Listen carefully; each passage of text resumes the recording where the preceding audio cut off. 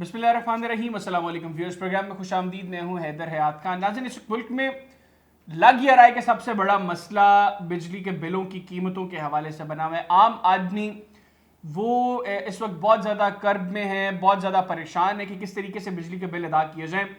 वहीं दूसरी जानब हुकूमत ये कह रही है कि वो मैक्सिमम रिलीफ प्रोवाइड करने की कोशिश कर रही है एक आम आदमी को, लेकिन हुकूमत के ऊपर जो शराइत लागू हैं, जो हम लोगों ने स्टैंड बाय एग्रीमेंट किया था उसके IMF के साथ, उसके बाद हुकूमत को जो है वो हाथ रिस्ट्रिक्टेड है। हुकूमत मैक्सिमम रिलीफ नहीं दे सकती है आवाम को, लेकिन जितना रिलीफ दे सकती है हुकूमत उसके लिए कोशिशें कर रही है। लेकिन वो रिलीफ वो भी जुड़ा हुआ है IMF के साथ। अगर IMF अग्री होता है, अगर IMF इजाज़त देगा हुकूमत को, तो ही हुकूमत IMF के साथ की इजाज़त के बाद अवाम को रिलीफ दे पाएगी हतमी तौर पर।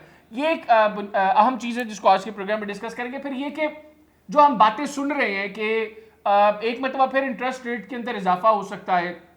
अगर इंटरेस्ट रेट में इजाफा होता है तो हमारी इकोनॉमिक ग्रोथ जो ऑलरेडी चोक्ड है, ऐसी हालात में फिर किस तरीके से इंडस्ट्री आगे चलेगी। इसका मतलब है कि फिर हमारे पास इकोनॉमी को ग्रो करवाने के लिए कोई फ्यूचर प्लान नहीं है। इसको भी डिस्कस करेंगे। फिर ये कि जिस तरीके से ये केयर टेकर सेटअप चल रहा है, मतलब अभी तक कोई बेहतर परफॉर्मेंस केयर टेकर सेटअप की नहीं रही। आने वाले हुकूमतों में क्या आवाम को इस केयर टेकर सेटअप से कोई उम्मीद लगानी चाहिए, मैं डिस्कस करेंगे। मेरे साथ मौजूद हैं सेनेटर सलीम मांडवीवाला साहब, पाकिस्तान पीपल्स पार्टी के सीनियर रहनुमा। सेनेटर साहब, बहुत शुक्रिया आपके वक्त का। सेनेटर साहब, सबसे पहले तो ये बताइएगा, सेनेट की कायमा कमेटी में फाइनेंस मिनिस्टर साहिबा गई हुई थी और अपेरेंटली लग तो ये रहा है कि उन्होंने हाथ खड़े कर दिए हैं। अब आप क्या समझते हैं, अब हुकूमत कुछ नहीं कर सकती? नहीं, देखें, उन्होंने बात सही की। उन्होंने कहा कि जी जिस पोजीशन में उनको हालात मिले हैं और जो कमिटमेंट पिछली गवर्नमेंट करके गई है उनको तो उन्होंने ऑनर करना है। अब जाहिर सी बात है जो कि हालात पैदा हो गए पिछली गवर्नमेंट के जाने के बाद, और अब उनको ये सिचुएशन को डील करना है।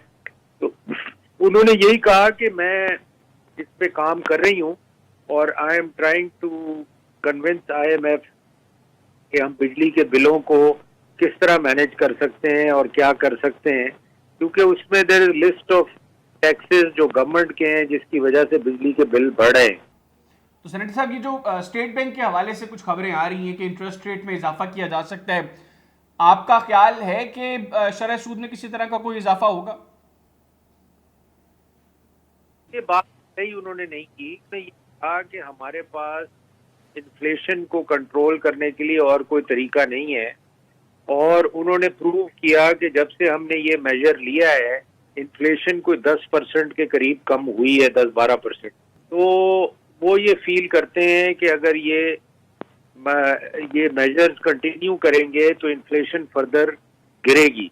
मगर उसका एक दूसरा जो एस्पेक्ट है वो ये है कि जाहिर सी बात है आपकी इकोनॉमी कॉन्ट्रैक्ट होगी, बोरोइंग कम होगी, और वो सेनेटर्स ने भी कहा कि जी बोरोइंग तो सारी गवर्नमेंट कर रही है, प्राइवेट सेक्टर में तो बोरोइंग जा ही नहीं रही, और सारा कुछ जो है वो जा रहा है टू गवर्नमेंट। इंटरेस्ट भी गवर्नमेंट दे रही है, बैंकों को कोई काम वाम करने की जरूरत ही नहीं है, गवर्नमेंट को लोन दें और ख़त्म। तो मैं यही कह रहा था कि उन्होंने तो उनके पास तरीक़ेकार हैं, टूल्स हैं, उन्हीं की उन्होंने बात की और कहा कि जी यही हम यूज़ कर सकते हैं, और हमारा एक्सपीरियंस ये बताता है कि इससे इकोनॉमी कॉन्ट्रैक्ट होगी और इन्फ्लेशन नीचे आएगी। अच्छा सेनेटर साहब, वैसे तो दुनिया में हमने ये देखा है कि इन्फ्लेशन को कर्ब करने के लिए इंटरेस्ट रेट बढ़ा दिया जाता है, लेकिन पैरेलल इकोनॉमिक ग्रोथ के लिए भी इकदाम किए जाते हैं।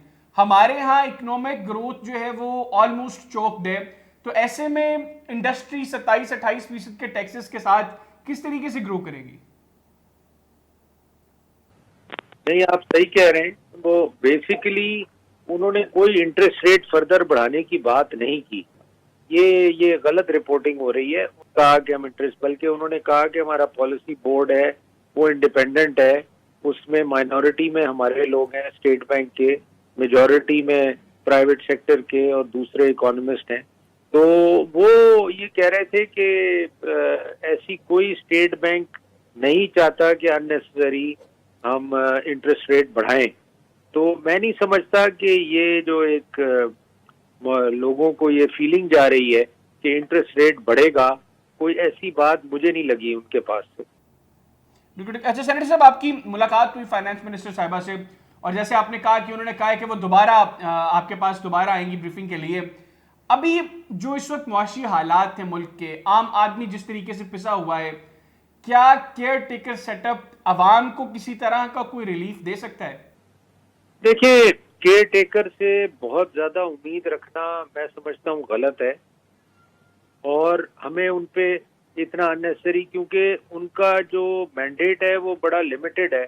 ऑल्दो हमने उनको फॉरेन कमिटमेंट्स और दूसरी चीजों के लिए मैंडेट दिया है जो कि वो कर रहे हैं, तो वो यही कह रही थी कि मेरे पास जो स्पेस है मैं कोशिश करूंगी कि उसी में मैं किसी तरीके से मैं रिलीफ दे सकूं, और यही उनका मौक़िफ़ था। और उन्होंने कहा आप मुझे थोड़ा टाइम दें, एक डिटेल प्रेजेंटेशन भी दूंगी कमेटी को, और मैं एक्सप्लेन करूंगी कि हम क्या कर चुके हैं आपके आने तक और हम क्या कर सकते हैं। बहुत शुक्रिया सेनेटर सलीम मांडवी वाला साहब, आपने प्रोग्राम के लिए खुसूसी तौर पर वक्त निकाला। नाज़रीन, सेनेटर सलीम मांडवी वाला साहब हमारे साथ मौजूद थे, उनकी गुफ्तगू आपने सुनी। आज के प्रोग्राम से इतना ही।